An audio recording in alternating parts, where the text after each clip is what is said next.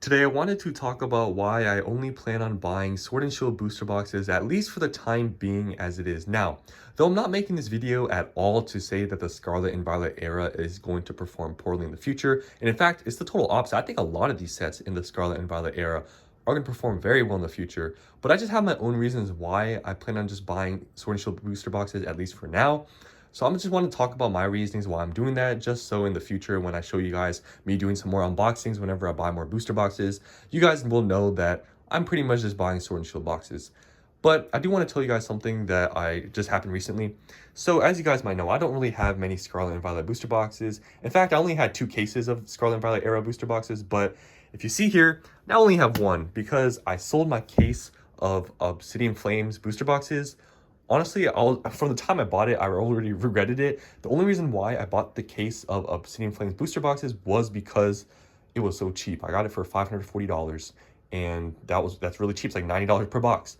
But I just recently sold it. I was already planning on selling it, but it just took so long for someone to actually buy it from me.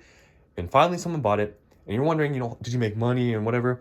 No, I didn't. I lost $10. So yeah, big deal, right? Lost $10. But you might be saying that, I could have sold it for more. Trust me, I tried and all this stuff. It didn't work out. So I'm honestly just happy to pretty much just get all my money back. But I do know that Obsidian Flames has been going up in value. Each booster box now is like $110. But I have been, watching some videos and stuff. I think that's mainly due to the competitive side or the competitive cards in the set. Because other than that, you look at the cards in there, there's some nice cards, but overall, there's nothing super expensive or super like outstanding in the set where I feel like it's not the best set I could have picked, obviously, at the time buying booster boxes. Definitely, I should have picked like Paldea Evolved or something like that at the time, but I only bought it because it was cheap, which obviously wasn't a good idea. So I just want to let you guys know about that. Also, I guess just to be clear with you guys, like I said, I don't think the Scarlet and Violet era is bad at all. I think there's a lot of good sets. For example, I did pick up a case recently, as you guys know, a case of Twilight Masquerade booster boxes. So I do only have this, but that's it. That's the only thing I have from Scarlet and Violet era as it is now. If you look across here, though, all my other boxes that I have, I think I picked some pretty good sets from the Sword and Shield era. And I'm going to continue to buy more booster boxes of these sets. So just wanted to talk about my reasons why. Like I said, there's nothing wrong, and you guys are going to say that I should be picking up Scarlet and Violet now while it's cheap. Yes, I know. But I think, for some of these sets, I think the timeline is a little bit longer, have a little more room. But I just have my own reasons why I want to buy Sword and Shield booster boxes as it is now. So regardless of, you guys saying that I should be buying maybe more Scarlet and Violet, I'm not really doing that because I just have my own reasons why I like Sword and Shield. And I know there's also some other sets coming up in the Scarlet and Violet era that I've been hearing that are probably going to be pretty good. Like there's some, I guess, Eevee set coming out, Team Rocket set. So those would also be worth waiting around for and not just, dumping all my money into just the sets that are out now in the Scarlet and Violet era. But getting on to the main point of the video, why I want to buy Sword and Shield booster boxes right now.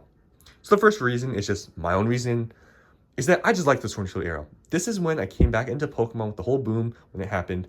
The Sword and Shield era, that was the era that was, that we were in. And just something about these boxes, I don't know. Something, whenever I look at these boxes, I'm honestly, people don't believe it, but I just like holding these boxes and looking at them. I don't know, it's weird.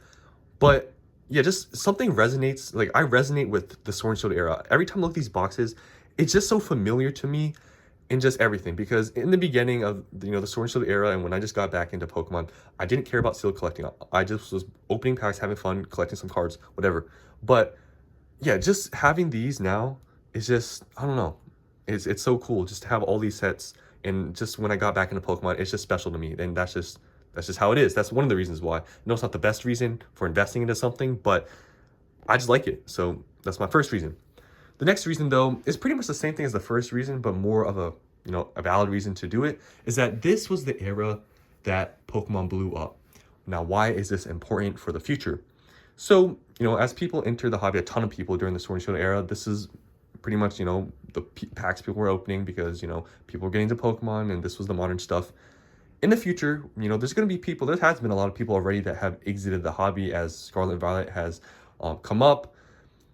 In the future, if there's another time period where Pokemon has an uprise or whatever because of, some event or I don't know, some game, whatever is the reason, I feel like Sword and Shield era is going to be a pretty good bet that this is going to be the era that people go back to because, you know, either they, you know, just got back into it because of that's when they started, like that's when they started getting interested in Pokemon, but then they hopped out, but now they want to go back to that era. Or just in general, Sword and Shield just has a lot of nice cards in it, lots of nice alternate arts. There's a lot of good sets, and I feel like the sets that I picked from the Sword and Shield era are pretty good. So I just feel like overall, that's going to be a safer bet that the Sword and Shield era is going to perform. But talking about Scarlet and Violet, now, like I said, I don't think Scarlet and Violet is bad whatsoever. I think the total opposite. But there is more uncertainty of the future of Scarlet and Violet, and I don't think anyone can disagree with that, right? Yes, there's going to be some sets that you can say are pretty much almost guaranteed to go up, like 151 maybe, maybe, I don't know, Paldea Evolved or something like that, right? But since the Scarlet and Violet era, there's still a lot of reprints that can happen. None of these sets are over, some are barely over a year old, you know? There's more uncertainty, right? So that goes to kind of my next thing, is that the Sword and Shield era in these boxes, they're all out of print. It kind of, you know, is more secure in my opinion that these are pretty much all out of print and these boxes have already been shown to perform. I think that's really important because you really don't know what's going to happen after, you know, a set goes, you know, out of print. Is it going to go up in value? Is it going to be just be plateauing? Like, you don't really know, right?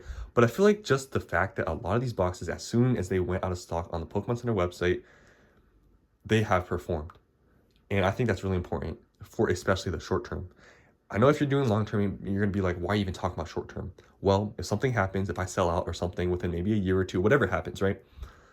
It's more likely that these Sword and Shield boxes are going to be way safer, that I can sell it and at least get my money back or even make money. Because with Scarlet and Violet, it's new, right? They can still have reprints and who really knows what's going to happen, right? It's more uncertainty. These are, in my opinion, the short term are a safer bet. Long term, I still think they're going to do very well. I think these still have a lot of potential. And just recently, I've noticed, and another reason why I've been wanting to pick up these Sword and Shield boxes is that a lot of these, to some extent, some of them have been going up. Like, for example, Lost Origin has been going up. It was at like maybe 190 for a while or 180, and now it's like 200 bucks. It's been going up a little bit more than that. But a lot of these boxes have been seeing somewhat of a plateau, and I think that's the time to buy in, especially because the Sword and Shield era, a lot of these boxes have gotten so expensive, you know? Chilling Reign, Fusion Strike, for example, these boxes, this is like 215, 220 now, this is like 240. They've gotten expensive, but now they've just been starting to kind of plateau. So you can sometimes find some decent deals for these boxes. So, like, for example, I was able to get this for like 220, buying it with another box. So I just think that as it is right now, and just for my best interest, I just want to buy Sword and Shield booster boxes. But definitely in the future, I am going to still be buying some Scarlet and Violet booster boxes. But just right now, with the money I have some money saved up I can buy booster boxes with. I plan on just buying Sword and Shield. So let me know what you guys think about this. Are you guys buying mainly Scarlet and Violet or Sword and Shield? What are you guys buying? Because I really just like the Sword and Shield era. That's just me. That's just my personal opinion. But let me know down in the comments what you guys have been buying. Thanks for watching, and I'll see you guys on the next one.